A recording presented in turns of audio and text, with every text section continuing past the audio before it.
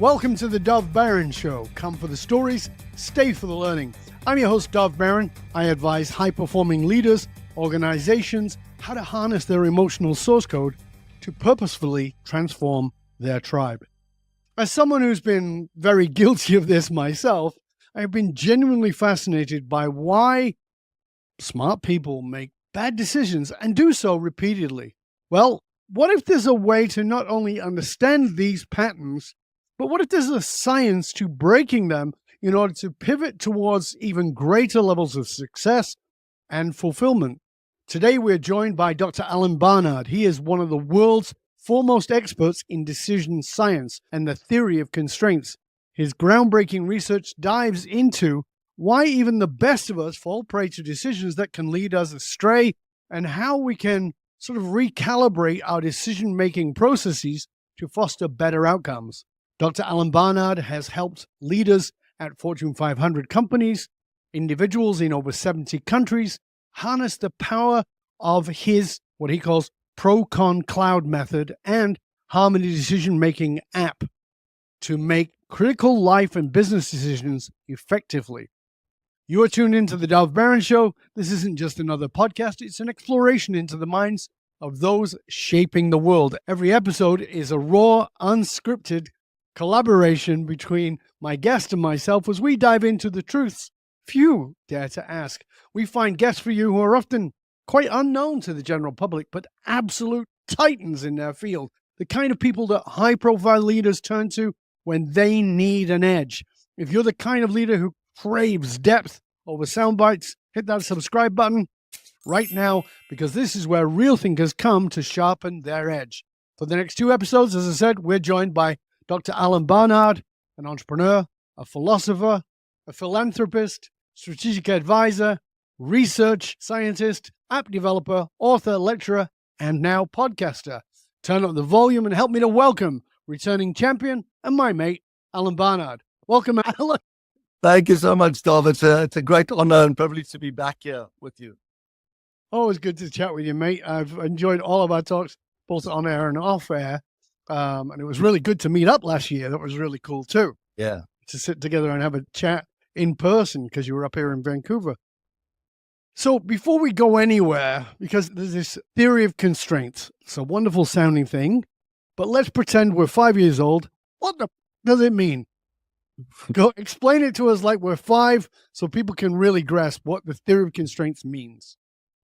It's kind of a hack to finding a way, a practical way, when you're trying to analyze or improve or manage any system.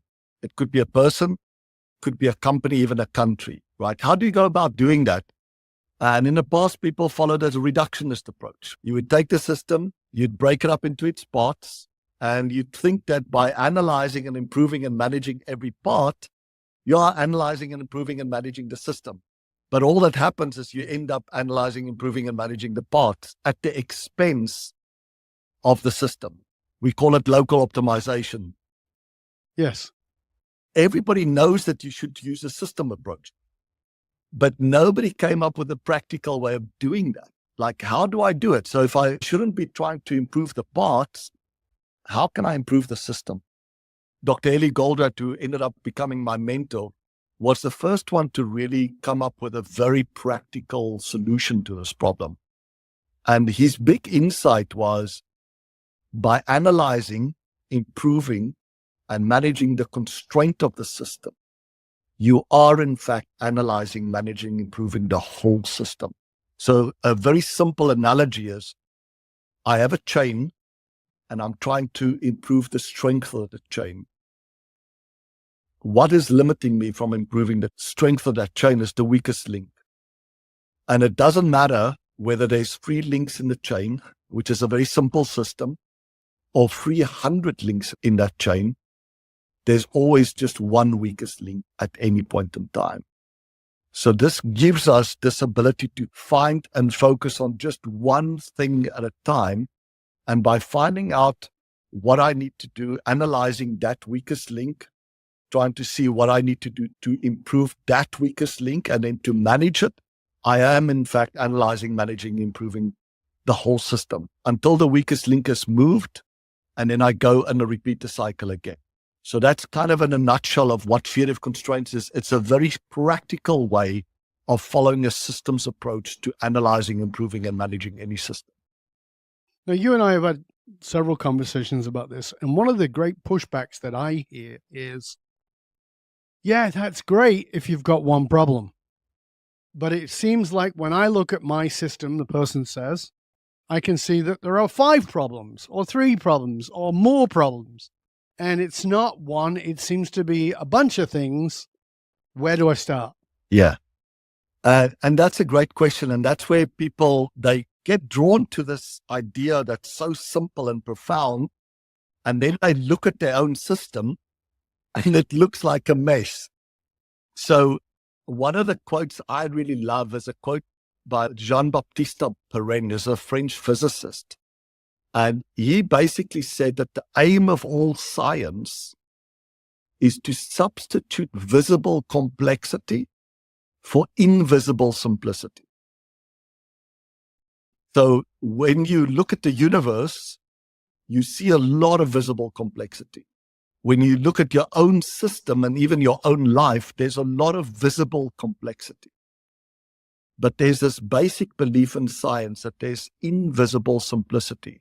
Like E equal to MC squared is mathematically incredibly simple correlation, but it explains an enormous amount of visible complexity. So in the same way, you can look at a system and say, what are the key leverage points? There's a goal that I can change, but I have many goals. It's not just a triple bottom line, but it's a quadruple bottom line. I have all of these goals that I want to achieve. When I look at the constraints, I can say there's many constraints that are limiting me. I look at problems, there's many problems. There's many conflicts that I have. There's many potential innovations that I have. And that's the challenge of how do I practically apply it. And the simple hack here is to force a one-to-one pairing every step of the way, but in the following sequence. So I'll take a project environment. A project environment, regardless of the type of project, if it's construction or R&D or an IT system, generally have 3 goals. You want to be on time. You want to be in full, so deliver the full scope. And you want to be on budget. Now that's 3. So I've gone from many goals to few, but I need 1 to focus on. Okay. And essentially the advice here is pick the one that if you can achieve that, all the other 3s get better, or at least not worse. And in projects, it's about the total flow time or lead time. If you can find a way to reduce avoidable delays on projects, you will be able to deliver more projects faster, more reliably, lower cost, and better quality. So that's how you start with many goals to few to 1 goal. You think about your own life, you might have many goals in terms of wealth and happiness and health. What is the 1 goal right now that if you achieve more of that will automatically bring more of the others? For some people, it might be just find the thing that makes me really happy, because when I'm really happy, I'm highly productive and creative, and that will probably have a positive impact on both my health and my wealth. That's the first challenge is, yes, there could be many goals. Even if there's few, that's not enough. I have to pick the one to focus on that can give me all the others. And then I go to the next, there's a one-to-one pairing. Where is the constraint?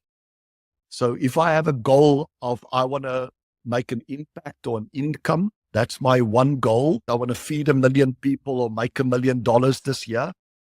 Where's my constraint?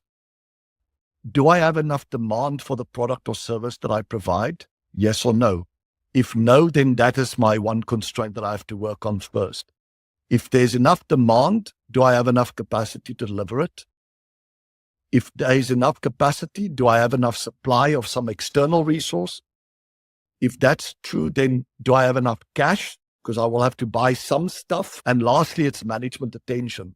So that's the way that we are dealing with this thing, is we're trying to force one goal one constraint, and then one problem. What is the problem that I have to solve to get more of that constraint, either by not wasting what I have or by literally getting more? And I'll tie it back to the idea of 80-20. You probably know this, but I think most of the listeners and viewers might not know this. But the most powerful thing of 80-20 is not the fact 20% of the causes can explain 80% of the effect.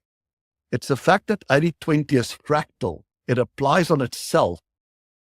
So 20% of the 20%, which is 4, will give me 80% of 80%, 64%, but then I can apply again on itself. And it says 20% of the 4, which is essentially 1, will explain 80% of the 64, which is 51%.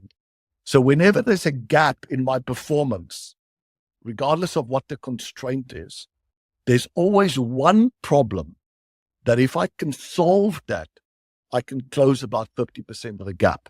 So that's kind of how I maintain. I have to fight for it. The visible complexity is there always. I have to fight to find that invisible but inherent simplicity. And the way I get it is by thinking constantly about the one goal, the one constraint, the one problem to solve. That's a great way of explaining it. Thank you. Appreciate that. Everybody's sort of stuck in too many things, and we're living in a political time that is cognitive overload. And that's a lot of where people are living. Our last conversation, I talked about the 80-20 rule as being a Mandelbrot set. I don't know if you remember that, but that's where I described it as, because if you go 80-20, 80-20, 80-20, and then you do get to the one, but that discipline to choose one, to pick one, I think is where we get stuck. Maybe you have a different point of it, because let me ask you this way. Throughout your career, you've seen patterns of where brilliant minds get stuck. When you've dissected the anatomy of decision-making, if you peel back the layers of daily choices, just everyday choices, from your point of view, what seems to be the emotional undercurrents? Where do you find that people most often misread or entirely overlook even the most astute leaders, the people who just don't get it? What is that emotional undercurrent? When you introduced me, you said that I study why good people, sometimes even the best of us, make and often repeat bad decisions. And there's 4 main causes that we've identified. So I'll just briefly cover them, and then I can go into a bit more detail for each of those to answer your question. We underestimate completely to what extent our emotions impact our decision making. We have exaggerated fears, frustrations, and expectations that can cause us to overreact and underreact. We don't take the time to pause and respond. We react. So that's number one, is our exaggerated emotions, both positive and negative. So that impulse control is probably, of all the characteristics of great leaders, entrepreneurs, the ability to not just believe that you can do it and must do it, but you're constantly challenging yourself, being self-critical. Those are 2 aspects, but then the third one is impulse control. So that's number one, is exaggerated emotions. Number 2 is overwhelm that you've just mentioned. There was a great study that was launched to find out why parole judges, what percentage of people do they release on parole? And what they discovered was early in the morning, 60%, before lunch, it dropped down to 0. And then it spiked up a little bit after lunch, but then approached 0. And the best explanation was it was just decision fatigue. And that overwhelm forces the brain to keep on defaulting to the least risky option. And then many times the least risky option that it feels like is to not make a decision. So that's our second main cause for bad decisions, is we get overwhelmed and we default to what feels the safest rather than what really is the safest. The third one is one that we've picked up a lot, is that a lot of the decisions that we make requires subjectivity. It requires us to deal with an enormous amount of uncertainty, complexity, where having built up intuition in those environments become very, very useful. So for you to confidently make a decision, you have to have invested that 10,000 hours or the 10 years or the 20 years. And even then, the insights and intuition that you need might be so counterintuitive. That's why there's always a few of the best and the rest. So the third mistake that we make is we put ourselves or others into situations where we ask them to make decisions that requires intuition, and they haven't yet developed the intuition. And as a result, they make really bad decisions. So would that be, from your point of view, why young leaders, and by that I don't mean in age, I mean young in the role, make more mistakes? Absolutely. And part of it, as you rightly pointed out, it doesn't necessarily relate to age. It relates to a big insight that I had, is that we don't learn from experience. We learn from experiments. Yeah, I think we got to underline that for a moment, because I think that's so important. We don't learn from experience, we learn from experiments. And you don't learn from experiments unless the experiment fails. Human beings are much better at learning when we fail because it stings, rather than when we don't fail, it's a success. We're like, oh, that's great, I know how to do it now. No, you don't, not yet. Yeah. And I would go a step further and to say it's not just failure, but what you're really looking for is fast feedback, both in terms of what worked and what didn't work, and to really pay attention to that. So an experiment is not a good experiment if you don't get fast feedback. And the example I often use is, imagine touching a hot stove plate as a little kid, right? And it burns you instantly. That's how our biology has been worked, is that we can learn immediately. We don't need to touch it twice in order to get the lesson. We've learned from an experiment. We were very clear. I wonder what will happen if I touch it. Now I know. Right. But just imagine if it burned you a day later or a week later. How long will it take you to figure out that these two events are correlated? So we need to design experiments in a way that we can get very fast feedback. So that to me is a really interesting point, because most of our feedback systems, they may be immediate, but we've got diffusing systems that don't let us recognize them immediately.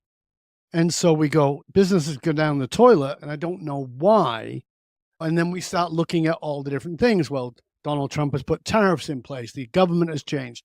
Doge is in place. Canada's putting tariffs against the US. Europe's putting tariffs. And it's like, yeah, those are external. Those are all the outside stuff. And to me, this brings us all back to what you were talking about, picking a single problem.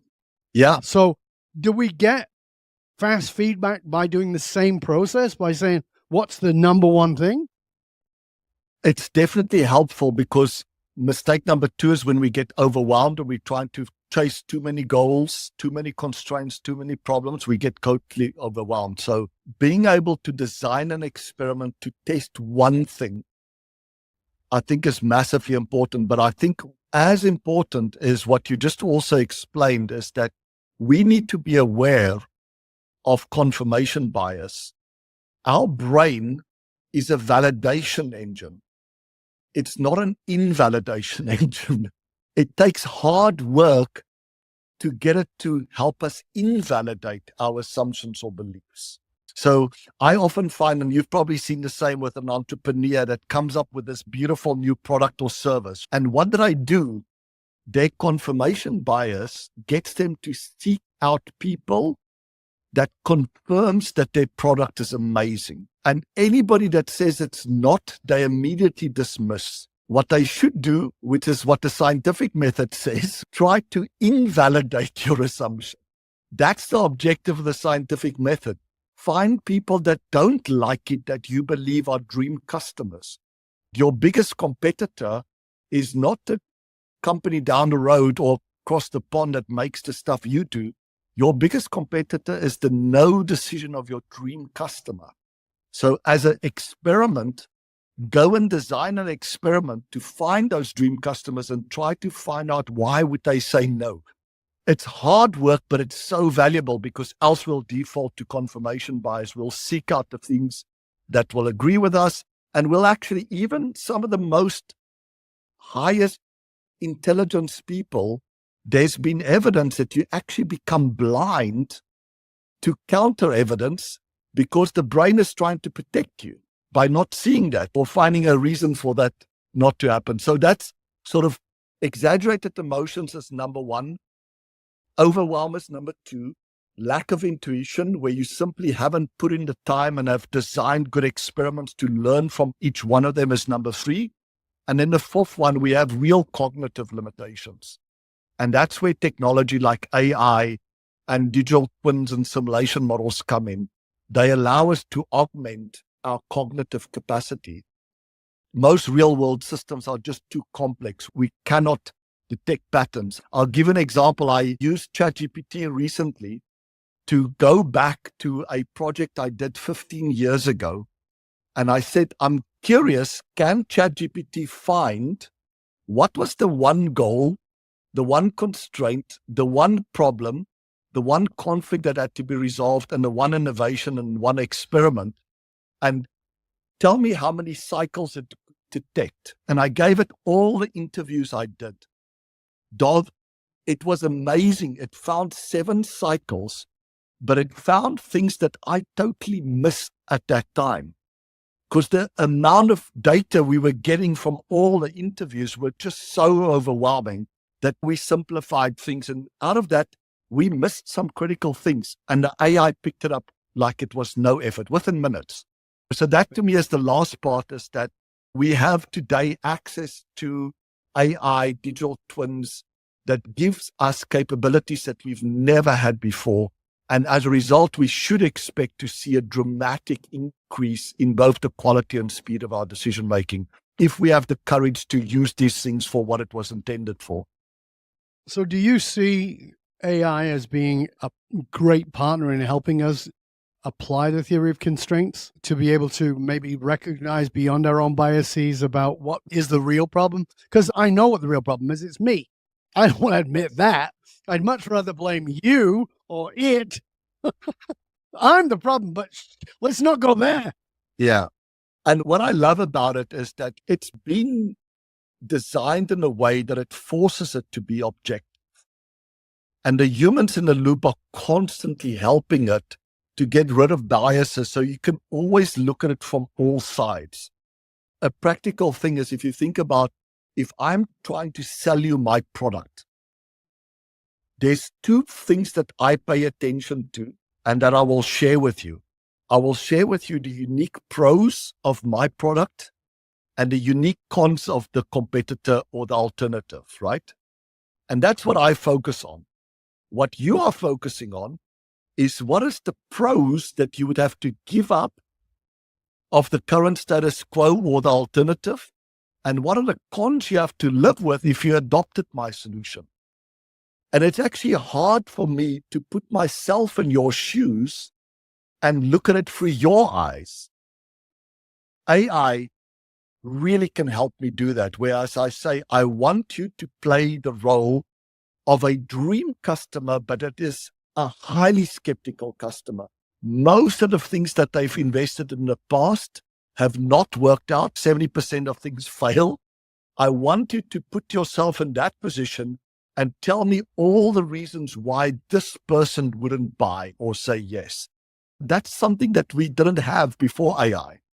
If you were lucky, you had a mentor or experienced coach that had 30 years of experience that can give you that counter perspective. But now it's accessible to everybody for $20 a month. Yeah, I really like that idea of letting it play. And this is good even from understanding my side of things, from the ego point of view, because if I make ChatGPT the skeptic, then nobody has to know. I'm not telling anybody.